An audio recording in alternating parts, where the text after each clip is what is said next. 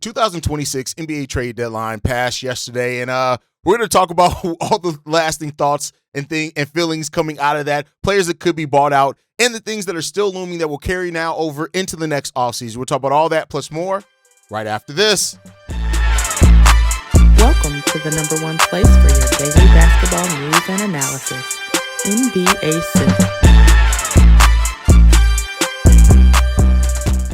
What's going on, basketball fans? Welcome to another episode of NBA Central, your number one spot for everything NBA related. I'm the host there, Haize, but more importantly, you guys can follow the channel at NBA Central Pod on every social media platform we happen to be on. With that said, let's go ahead and get into this content for today, y'all. And winners and losers. I think that's what we're going to do here is talk about the winners and losers. We're going to talk about some things that are left hanging, players that could get bought out as well now that the trade deadline has come to pass. And there are a number of surprise trades that we just didn't expect. Anthony Davis going to the Washington Wizards. Nobody had that. Jonathan Kuminga ends up with the Atlanta Hawks. Nobody, of all the talks about Jonathan Kuminga, nobody had that going on either. The Chicago Bulls blow up their roster. The Minnesota Timberwolves get Ayo Dosunmu. Like, there's just a lot of things going on with this trade deadline that we just didn't even realize was going to happen, right? Tyus Jones goes to Charlotte for the Magic to avoid the luxury tax. I think it was a player, that I was excited about going there. There was a number of things that happened.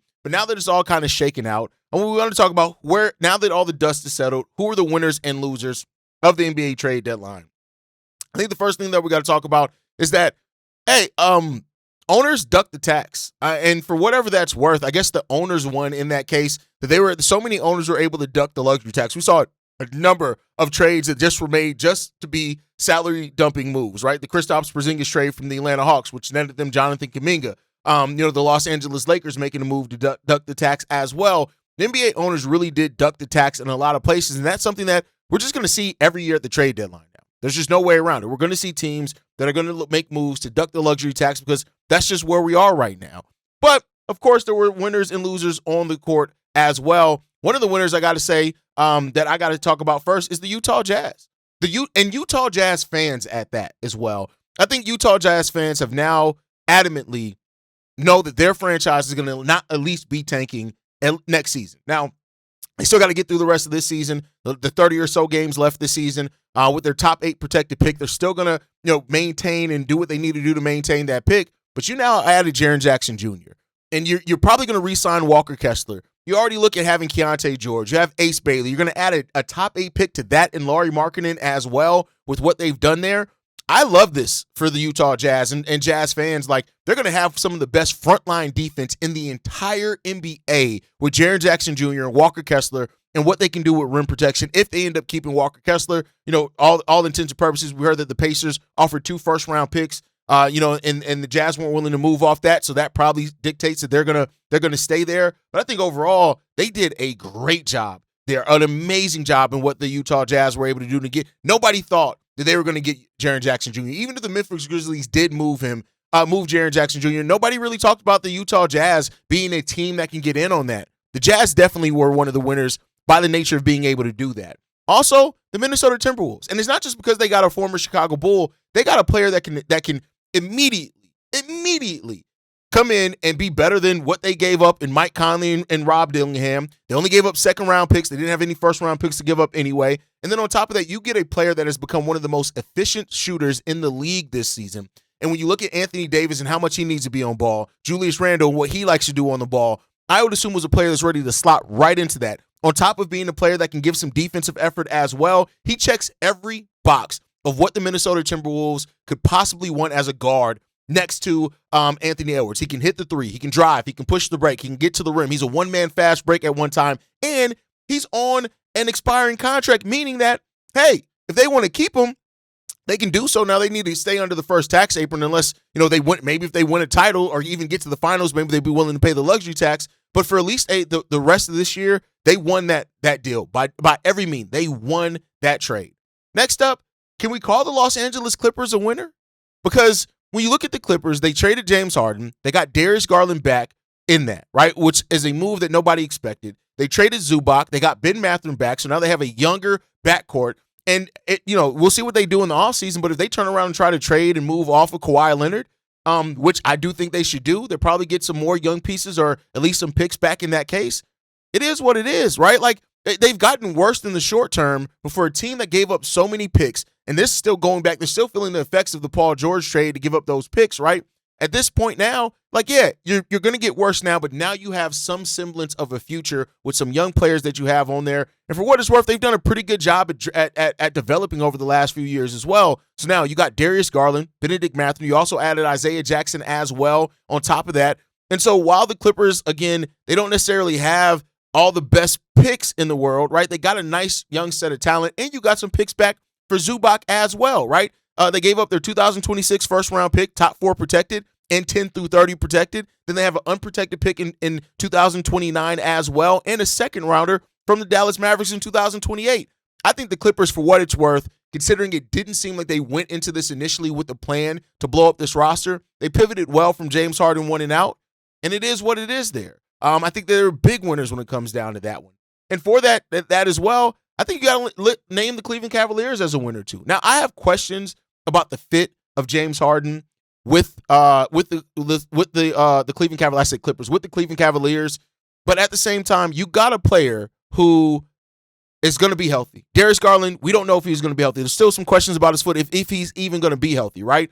He's definitely an upgrade over that part of it, right? And then I think even when you look at it as well, like, you got James Harden also in here. Like, if James Harden buys in and he actually is like, hey, I need to facilitate more here. I don't have to be Houston James Harden here. We got Donovan Mitchell for that. When Donovan Mitchell's off the court, then I can go into my aggressive ball scoring and stuff like that. This could very well work. And I also think it could be good for Evan Mobley and Jared Allen as well to have a passer like James Harden there, who is still third in the league in assists. Now, there's still a definitely possibility this can completely blow up in the Cleveland Cavaliers' face, and it just can't work. They have one of the most notorious playoff chokers in the world as well. But at least for the rest of the regular season, I think it's definitely a win for the Cleveland Cavaliers. We'll see about the playoffs. Also, I'll name a player here as a winner. Nikola Vucevic. Vooch, who has been clearly unhappy with the Chicago Bulls, who's talked about wanting to compete and contend. He hasn't been on a lot of winning teams in his career. He got traded to the Boston Celtics. And in that move, he's now going to be able to legitimately compete to try to win the East with Boston, whether Jason Tatum comes back or not. If Tatum doesn't come back, they can use Nikola Vucevic scoring when they need to, that high post and dive scoring that he likes to do. Yeah, he's 35 years old. You gave up Anthony Simons for him, which was kind of unexpected. I don't really know how many people thought that, you get Nikola Vucevic for Anthony Simons, but hey, it happened. I think this is a really good benefit for Nikola Vucevic, and I think the Boston Celtics got themselves a solid center in that as well. Another winner in this one, the Oklahoma City Thunder. I mean, listen, what the Oklahoma City Thunder did here, when you look at it, they got Jared McCain, which is a player that would have been Rookie of the Year last year if he did not get hurt, right? They did give up some picks to get that done, but I really like what they've done here. I think the Oklahoma City Thunder can always find ways to restock up with young talent. And it just is what it is when it comes down to that. Getting Jared McCain in here is something to look forward to, right? Now, can he get back to being kind of more what he was his rookie year when he was going on that tear? We'll see. This season has been a little bit of a hit for him, but we continue to see the Thunder just continue to make smart moves, man. And overall, I think that they just keep making really good and smart moves, and we'll see what's going to happen there.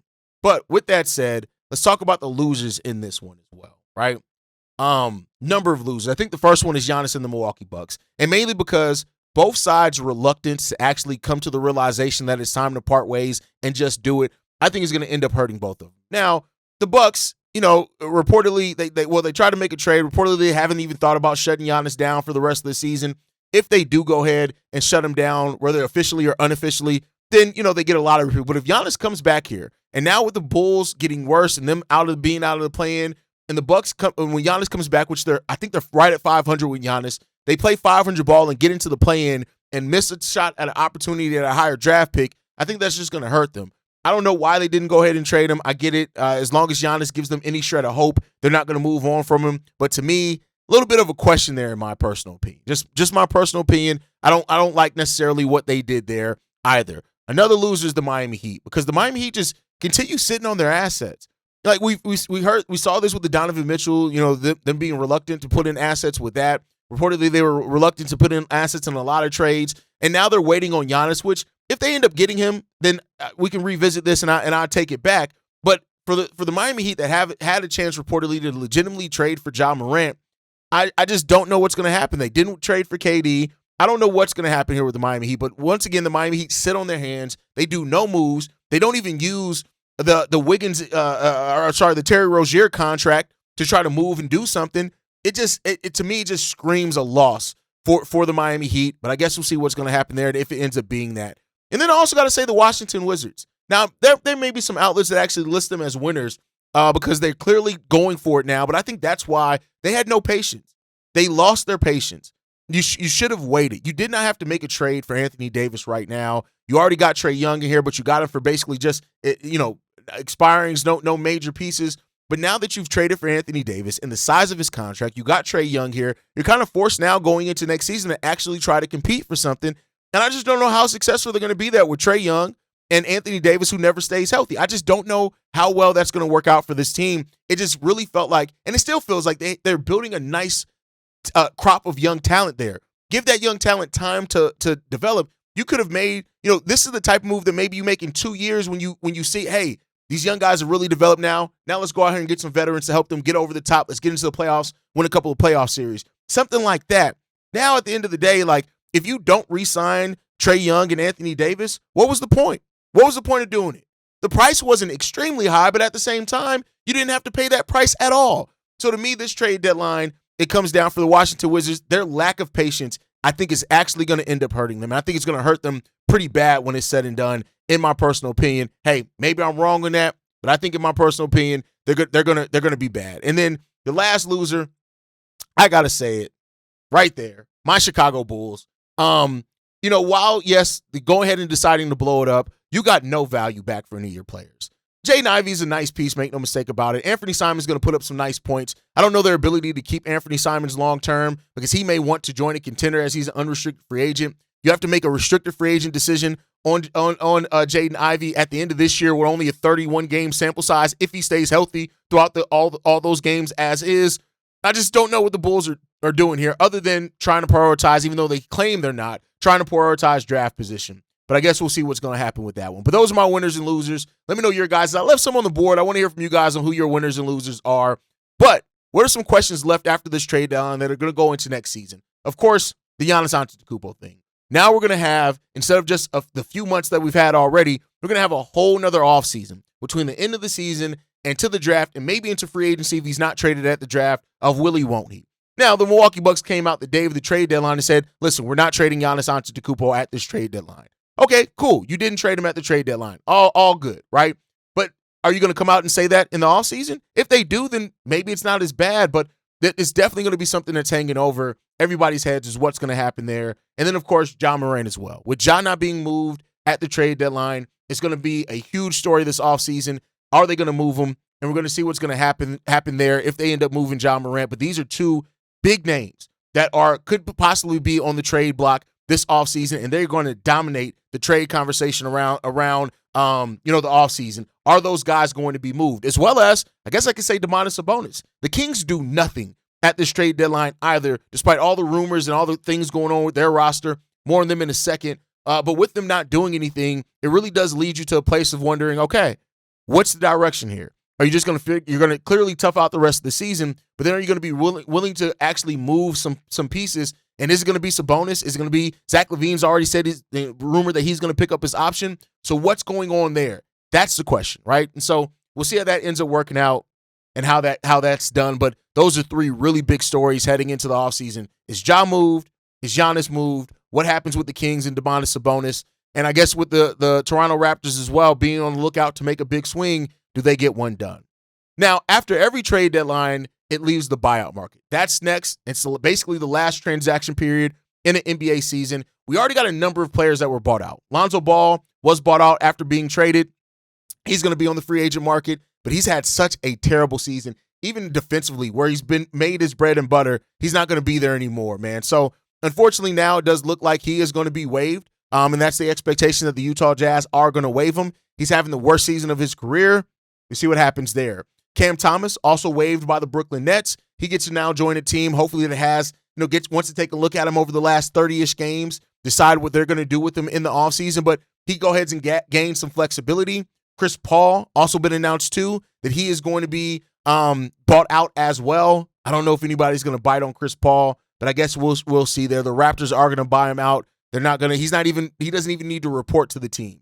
Mike Conley, already a player that's been bought out as well. And reportedly, he's going to be on his way back to Minnesota. So there all you got there. So now, is there any surprise buyouts? The one surprise one that I think we could see is DeMar DeRozan. I think DeMar DeRozan could very well be bought out. This comes from Chris Mannix of Sports Illustrated that says it's a strong candidate to be bought out after the trade deadline. Now, that's a move. I said we're going to get back to the Kings. That's really it. He's a 6-time All-Star, but at this point, he could help somebody. We'll add a scoring punch in it. He's still averaging 19.7 points per game, shooting 50% from the field as well. And hey, he's played 74 games or more in each of the previous 4 seasons as well. He could, and the clutch factor. He does get big buckets in the clutch still. So DeMar DeRozan could join like the Golden State Warriors or a team like that and add to that team, maybe the Miami Heat. We don't know. So those are the buyout candidates there. And that's kind of the 2026 NBA trade deadline in a nutshell. Let me know you guys' thoughts on it all down below. Let me know your feelings and everything. Make sure you guys like the video, subscribe to the channel as well. If you want to follow us, you can do so at NBA Central Pod. You can send us any feedback, questions, comments, concerns, NBA Central Show at gmail.com. And then lastly, if you want to leave a text message and our voicemail for the mailbag, the number to do so, 773-270-2799. We're the #1 spot for everything wrong channel, for everything basketball related. And like I like to end every episode on, I see you guys the next time I feel like making a video. Probably tomorrow. Peace, y'all. This has been a presentation of the Breaks Media.